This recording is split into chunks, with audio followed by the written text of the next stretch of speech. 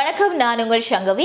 இலங்கை ஜனநாயக சோசியலிச குடியரசின் நிறைவேற்று அதிகாரம் கொண்டு 9வது ஜனாதிபதியை தெரிவு செய்வதற்கான ஜனாதிபதி தேர்தல் 2024 நேற்றைய தினம் செப்டம்பர் மாதம் 21ஆம் தேதி நடைபெற்று முடிவடைந்திருந்தது. அதற்கு முன்னதாகவே தபால் மூல வாக்கெடுப்புகள் நடைபெற்று முடிவடைந்திருந்தன.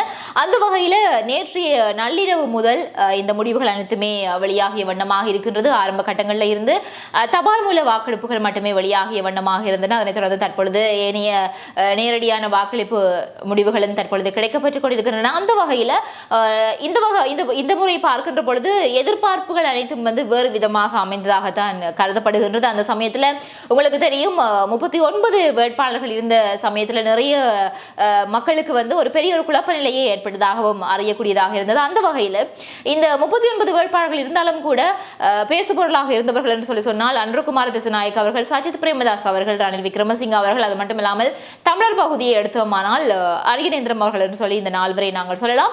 அந்த நேரத்தில் அரியநேந்திரம் அவர்கள் என்னதான் தமிழர் பகுதியில் பிரபலம் அடைந்திருந்தாலும் கூட அவரால் சிங்கள மக்களிடம் வாக்குகளை பெற்றுக்கொள்ள முடியுமா என்று கேட்டால் அது நிச்சயமாக இல்லை. அந்த வகையிலே இந்த அடுத்த ஜனாதிபதி யார் என்கின்ற போட்டி மூவருக்குள்ளேயே தான் இருந்தது, ஏகேடி, சஜித், ரணில் அவர்களுக்கு இடையிலே. அந்த வகையில் தற்பொழுது இருக்கக்கூடிய காலநிலை சூழ்நிலை எனப்படுவது இருவருக்கிடையிலேயே அந்த ஒரு போட்டி நிலவிக் கொண்டிருக்கின்றது. அதாவது அனுரா அவர்களுக்கும் சஜித் அவர்களுக்கும் இடையிலான போட்டியாக இந்த போட்டி சென்று கொண்டிருக்கின்றது. அந்த வகையில் நிறைய பொய்யான தகவல்களும் பரவப்பட்டுக் கொண்டிருக்கின்றது. அதாவது 70% அதிகமான வாக்குகளை பெற்று அனுரா அவர்கள் வெற்றி பெற்று விட்டார் அப்படி என்று சொல்லி, உண்மைக்குமே சொல்ல போனால் அவர்களுடைய மொத்த வாக்குகளினுடைய எண்ணிக்கை தற்பொழுது 27,07,105 வாக்குகள் மட்டுமே கிடைக்கப்பட்டிருக்கின்றது. அதே சமயம் சஜித் அவர்களை பொறுத்த வரைக்கும் 23,48,052 வாக்குகளாக இருக்கின்றது.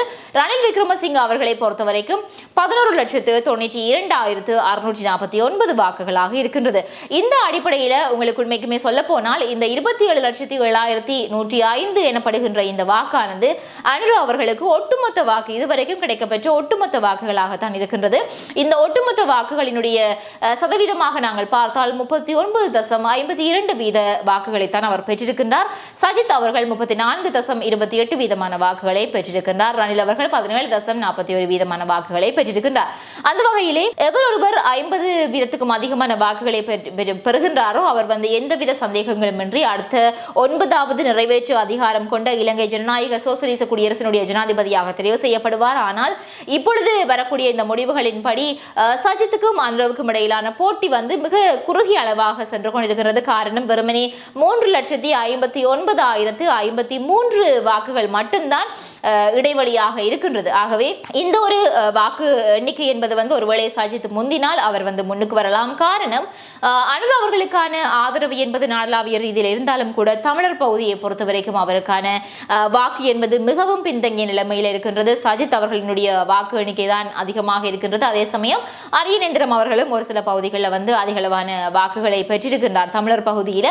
ஆகவே தமிழர் பகுதியிலே மீண்டுமாக 2019ஆம் ஆண்டுக்கு பின்னராக மீண்டுமாக தன்னுடைய செல்வாக்கை உறுதிப்படுத்தி இருக்கின்றார் சஜித் பிரேமதாஸ் அவர்கள். ஆகவே இது ஒரு அரசியல் நோக்கமாக கொண்டு சென்று அரியநேந்திரம் அவர்களை பொது வேட்பாளராக அறிவித்து சஜித் அவர்களினுடைய வாக்குகள் எண்ணிக்கையை உடைக்கப்பட்டதாகவும் நிறைய விமர்சனங்கள் முன்வைக்கப்படுகின்றது. அப்படி இருக்கின்ற பொழுது சஜித் பிரேமதாஸ் அவர்கள் மீண்டுமாக மக்கள் மத்தியில், அதாவது தமிழ் மக்கள் மத்தியில் தன்னுடைய நிலையிருப்பை உறுதிப்படுத்தி இருக்கின்றார்.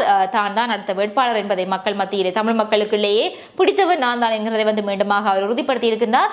அனுரா அவர்களுக்கு உண்மையிலேயே தென்பகுதியிலே அவ்வளவுக்கு அதிகமாக வாக்குகளை பெற்றவரால் தமிழர் பகுதியில் 4வது இடத்தில் தள்ளப்பட்ட ஒரு விடயத்தை பார்க்கின்ற பொழுது நிச்சயமாக தமிழர்களினுடைய தெரிவு அனுரவாக இல்லையோ என்கின்றது தட்டு தெளிவாக இந்த விடயங்களிலிருந்து நாங்கள் பார்க்கக்கூடியதாக இருக்கின்றது. அதே சமயம் உங்களுக்கு தெரியும், மொத்தமாக 25 மாவட்டங்கள் இருக்கின்றன. இந்த 25 மாவட்டங்களில் நிறைய பேர் இப்பொழுது அனுரா அவர்கள் வெற்றி பெற்று விட்டார் அப்படின்னு சொல்லிக் கொண்டிருக்கிறார்கள். ஆனால் எதுவும் எந்த நேரத்திலேயும் மாறலாம் என்றதுக்கு உதாரணமாக நான் இப்போ உங்களுக்கு ஒரு விடயம் சொல்ல போகின்றேன். என்ன அப்படி என்றால், இதுவரைக்கும் மூன்று மாவட்டங்கள், குறிப்பாக ஹம்பாந்தோட்டை, காலி, யாழ்ப்பாணம் ஆகிய இந்த மூன்று மாவட்டங்களுக்குமான ஒட்டுமொத்த வாக்குகள் வந்து வெளியாகி இருக்கின்றன.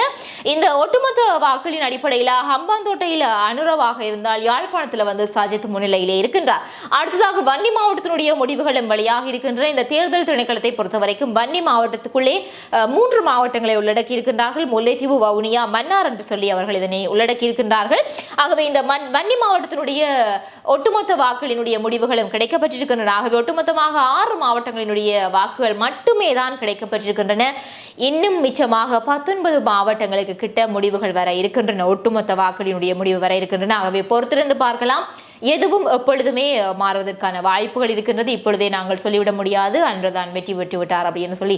இன்னமும் 19 மாவட்டங்களுடைய முடிவுகள் இருக்கின்றது இல்லையா? அந்த மாவட்டங்களுடைய ஒரு சில தொகுதிகளினுடைய முடிவுகள் மட்டும் கிடைக்கப்பட்டிருக்கின்றன. ஆகவே ஒட்டுமொத்த முடிவுகள் கிடைக்கப்பெறும் வரைக்கும் நாங்கள் பொறுத்திருந்து பார்க்க வேண்டும்.